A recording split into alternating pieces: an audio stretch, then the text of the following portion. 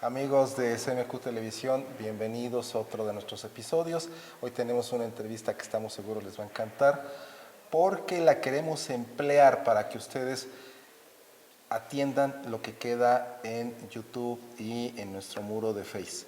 Ahí van a ver la conferencia a la que vamos a aludir, que ha sido magnífica, exitosa, que nos trajo ideas, propuestas y nos mete de lleno en la importancia del trabajo arqueológico, en particular sobre pinturas rupestres que están en el Estado de México. Muchos ignorábamos, no teníamos la menor idea de que este tesoro estuviera cerca de Santo Tomás de los Plátanos, y hoy con la conferencia que nos dio el doctor nos pintó un panorama muy rico, muy amplio, respondió a una cantidad de preguntas enormes y nos dio una idea muy clara de qué consiste investigar en campo y todo lo que se tiene que hacer.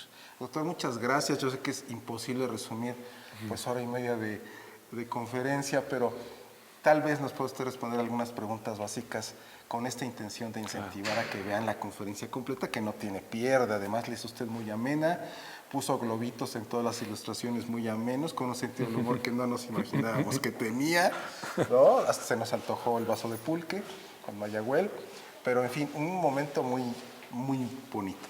Platíquenos de este hallazgo en Iztapantongo. Hay un pionero que hace los estudios hace 70 años y de los cuales usted parte. ¿En qué consiste este hallazgo de las pinturas rupestres en esta parte del Estado de México tan cercana a Santo Tomás de los Plátanos, pero también a lo que fue pues esta presa de que construyó CFE hace muchos años, que no está alejada de la actual presa de Valle de Bravo? En fin, lo más general de este hallazgo tan interesante. Sí, claro que sí. Muchas gracias por la entrevista. Es un gusto estar aquí platicando con ustedes en el Colegio Mexiquense. Y lo que les puedo decir es, Iztapantongo es una joya patrimonial de los mexiquenses. Es una joya que tenemos que cuidar, pero es una joya que prácticamente no es visitable. Lamentablemente no es visitable para todo el público por el riesgo que implica llegar al lugar. Y si me perdonan la interrupción, ni recomendable siquiera. No, tampoco recomendable.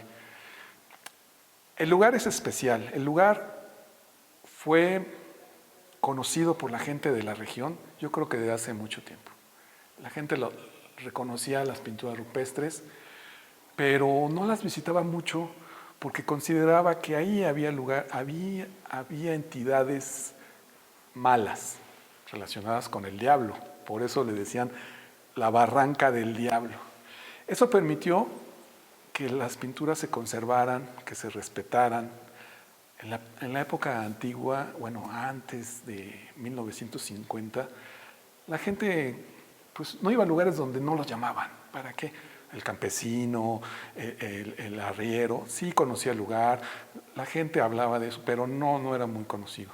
Es cuando empieza el sistema hidroeléctrico, cuando los nuevos trabajadores de Luz y Fuerza, los ingenieros, los obreros, los carpinteros, ellos pues no tenían esa tradición local, ¿no? Venían de otros lugares y conocieron las pinturas. Seguramente la gente local les habló de las pinturas y gracias a eso informaron al gobierno de la existencia de las pinturas rupestres de Iztapantongo y comisionan a Agustín Villagra en el 53, un afamado pintor y restaurador del Instituto Nacional de Antropología. Lo comisionan a que vaya y registre las pinturas. Él va, las registra, hace unas extraordinarias calcas en el 53, pero solamente publica el grupo pictórico 1, donde está Tonatiuh, que hablé en la conferencia. La publica en Artes de México, en una revista que se llamaba Goodrich Euskadi, la publica en inglés también en un handbook en el 71, pero las demás calcas no habla mucho de ellas, los demás grupos pictóricos no habla mucho de ellos, los menciona, sí existen, pero no no se sabía si las pudo haber registrado. No había en ningún archivo esos registros de las pinturas. Es hasta el 2006, gracias a su hijo, de Agustín Villagra, que su hijo entrega todo su archivo personal al Instituto de Investigaciones Estéticas de la UNAM. Entrega todo su archivo de Bonampak, de Teotihuacán, de todos los lugares donde había hecho registro de pintura mural principalmente, y entre ellas estaban las calcas de Iztapantongo. Un tesoro que nadie había visto en 70 años, o sea, las calcas. Yo me contacté con la investigadora, con Leticia Steines, la encargada del archivo de Villagra, y gracias a su ayuda y gracias a su amabilidad pude verlas. Y Ricardo Alvarado, fotógrafo del Instituto de Investigaciones Estéticas, las fotografió. Entonces, ese primer registro de Villagra fue fundamental para mi investigación, porque muchas de estas figuras se han perdido. Entonces, hay un trabajo previo. En el medio académico se empieza a discutir un poco sobre Iztapantongo, tiene relación con los mexicas, tiene relación con Tula, por qué está en este lugar tan apartado, pero nadie fuera de Villagra aborda el tema a profundidad, hace una investigación más profunda. Investigadores europeos, investigadores norteamericanos, investigadores mexicanos utilizan ciertos dibujos de Villagra del Grupo 1 para discutir temas en general. Pero hasta cierto punto se olvidan, se quedan ahí relegadas. El turismo va a Iztapantongo constantemente a finales del siglo XX, ahora ya es muy poco turismo que va al lugar, y esto ha afectado. Las pinturas están en frentes rocosos que se van a erosionar o se han erosionado y que al paso del tiempo se van a perder poco a poco. Pero el ser humano ha contribuido a su destrucción más rápida. O sea, nosotros como investigadores interesados en el patrimonio cultural debemos hacer conciencia a la gente en general, donde hay lugares que no es necesario ir. Hay investigadores que hacen registros, por ejemplo, mi investigación está tratando de recuperar todas las figuras de Iztapantongo en un catálogo que pueda ser consultado por el público en general. No necesitas ir a Iztapantongo, subir a esas rocas, escalar, sino ya en forma de un libro que espero que el Colegio Mexiquense publique a manera de un códice en piedra y que tengan esa riqueza de los mexiquenses conservada ya. Las pinturas al paso del tiempo van a perder.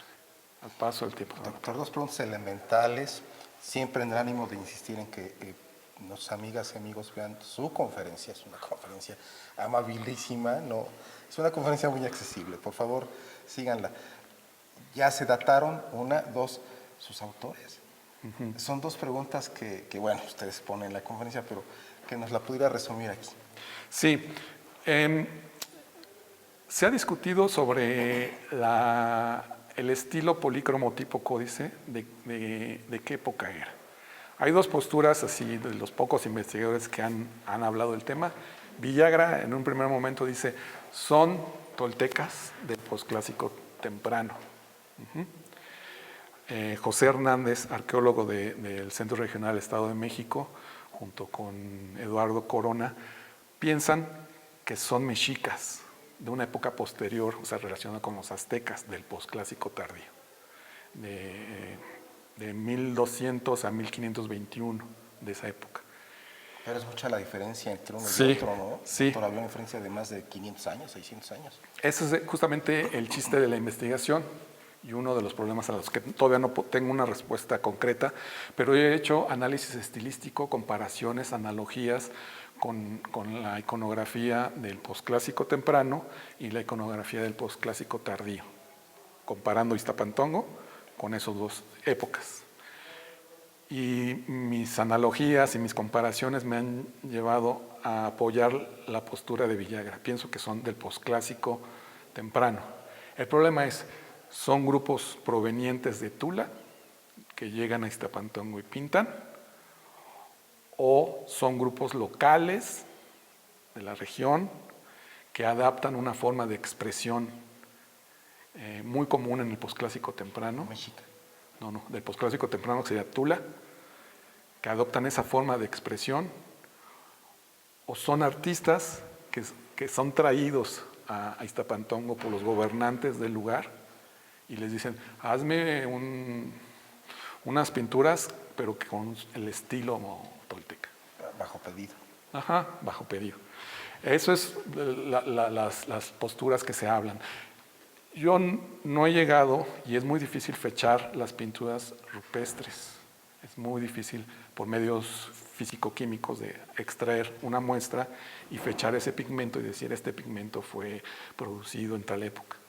Se podría hacer, o sea, ahora con los avances tecnológicos tal vez se podría hacer, pero no he llegado a plantear todavía eso.